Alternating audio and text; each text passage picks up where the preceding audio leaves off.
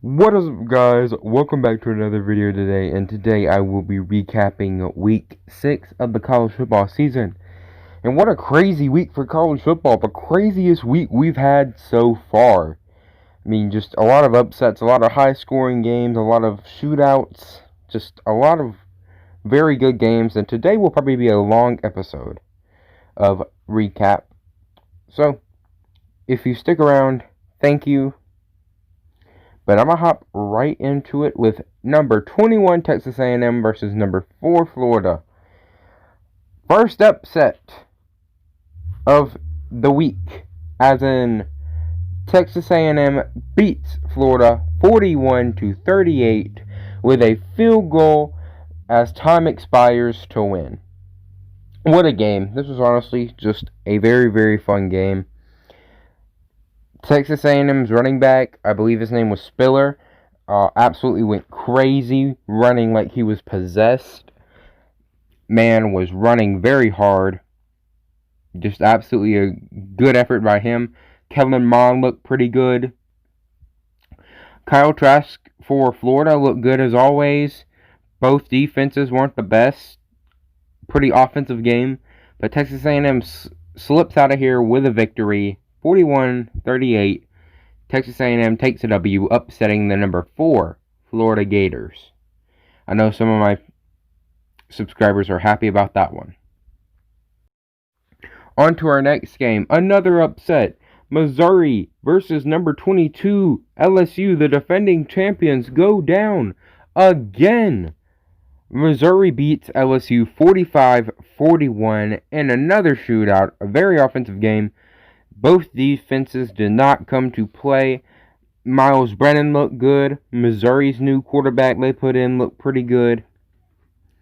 Very fun game to watch. It got very, very tight, too. LSU went down all the way to the 1-yard line and took 4 attempts, but could not get it in. And then time expired. It was a very close game, but Missouri does spot the victory, 45-41. Interesting, the defending champs go down a second time in 3 weeks. They are now 1-2, the worst start for a defending champion since, I believe it was 1998 or 1988 Michigan. Very interesting. I believe it was 1998 Michigan. Worst start for defending champions since then. But yes, LSU's defense does not look good this year. Miles Brennan looks like a pretty good quarterback. But LSU's defense does not look good, and it showed here as they lose to Missouri. Next game we have number 14 Tennessee versus number 3 Georgia. A matchup I was anticipating a lot. Wanted to see how both teams would do. Both teams are very hyped up. Both teams are in the top 15, or were in the top 15 before this game. But Georgia did end up winning this 44-21. Game was a lot closer than the score would indicate. Tennessee was leading 21-17 by halftime.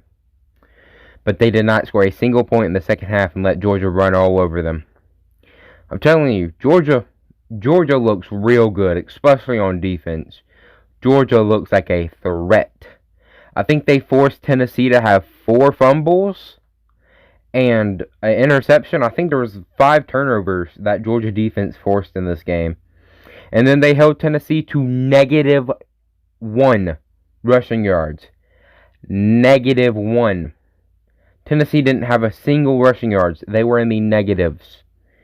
That Georgia defense is looking pretty good. And my Tide got to play them next week. And I'm scared for that one. But I'll save that for the prediction video. But yes, this was a very interesting matchup. Stenson's looking pretty good. Even though he was the 5th string coming into the season. Stenson, Georgia's quarterback, is looking pretty good. I think Tennessee will be a tough team this year for a couple different teams. I think they'll be like Texas A&M level, where you know they're good, but they're not quite in the top dogs of the SEC quite yet. I think they'll be right there. But yes, Georgia wins this one 44-21 and pulls away in the second half. Next, we have the game I was watching at 11. 22 Texas versus Oklahoma. Oklahoma unranked for the first time in, I believe, 5 years because they took 2 straight losses to Kansas State and then Iowa State back to back. Very, very interesting matchup. Spencer Rattler was benched in this one or I say the word bench. They say there was an injury that might have been a benching because he's played bad these past 2 weeks. And he had horrendous turnover, but it might have been an injury. Blah, blah, blah, blah, blah. I'm not going to get into that. But another quarterback did come into the game. Mordecai.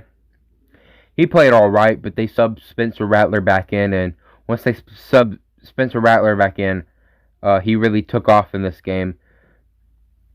This was a close one down to the finish, which took 4 overtimes to decide this one. In this very, very, very staunch rivalry. Very legendary rivalry. Oklahoma ends up winning this one 53-45. I did predict the upset, not the score, but I did predict the winner. I was really hoping I got the score right on this one because I entered a contest for a jersey, but it is what it is. But that's never mind. Spencer Rattler played out of his mind, and so did Sam Ehlinger. You got to give that guy props. He's leading the nation in all types of stats right now. Touchdowns, yards. I mean, that guy played out of his mind, and he loves his team with his heart and soul, so I feel bad for him. But yeah, this was such a fun game to watch. I can only imagine if you're an Oklahoma, Texas fan how fun it was to watch. But yes, a very high-scoring thriller, an instant classic. Oklahoma beats Texas 53-45. Next up, we have number 13 Auburn versus Arkansas. I did not get to watch all of this. I had to watch some highlights, but I did get to see the end of the game since it interrupted the start of the Alabama game. Plus, I was watching it anyways. But it was a very good game. Auburn was leading 27-21, I do believe. Do not quote me on that. And then Arkansas came back, scored a touchdown to lead 28-27. And then Auburn drove down the field, tried to spike the ball. Did y'all see that? That was such a BS call. If y'all have not seen that, I would Google it. Try Auburn versus Arkansas spike fumble. I don't know. But Bo Nix took the snap. He fumbled it on the ground, but he picked it right back up, threw it on the ground like a spike, but he threw it behind him. You cannot throw the ball behind you on the ground and expect it to be a spike. No, that was a backwards pass. That should have been a fumble. Auburn should not have won this football game. They really, really shouldn't have. And the SEC even admits that. After the game, a few hours after the game, the SEC put out an official statement saying that the refs did get it wrong and that it should have been a fumble and that Auburn should not have had that play. Absolutely terrible, but Auburn drains a field goal to win this one 30-28. Auburn wins. I was hoping for an Arkansas upset. You know I hate Auburn. And that was such a BS call, but it is what it is. On to our last game, the Alabama game versus Ole Miss. And you know I'm an Alabama fan, so I'm going to have a lot of thoughts on this one. Well, that was a game, wasn't it? 63-48. Alabama wins in a shootout. Our defense looked pathetic. They looked absolutely garbage last night. What was that? Ole Miss could run to the side, could run to the outside, they could run up the middle, they could pass outside, they could pass short, they could pass long, they could QB scramble, they could run options, they could run screens, they could run deep routes, they could run slants, they could do whatever they wanted in this game, and our defense could not stop it. Absolutely pathetic performance by our defense. And it's not even being at the wrong places in the wrong times. Dylan Moses said that it was like Ole Miss had their signal calls, which I'm sure he didn't mean that literally. I'm sure he doesn't actually mean Ole Miss had our signal calls. But still, that doesn't make up for 38 I think it was, or honestly, it feels way more than that. 40-plus missed tackles. Watching this game hurts to see all the missed tackles. When we should have had a guy wrapped up for a sack 10 yards in the backfield, they just escape the tackle and then throw it 50 yards down the field. They scramble on 3rd and 22 and pick it up. An absolutely disgraceful moment in this game for Alabama. 3rd and 27. 3rd and 27. Ole Miss picks up 22 on a run up the middle. Alabama defense should be able to stop that. What do you think when you think Alabama defense? You think run stoppers at least. At least. That's your traditional Alabama defense. That's absolutely pathetic. And then they picked up the 4th and 5.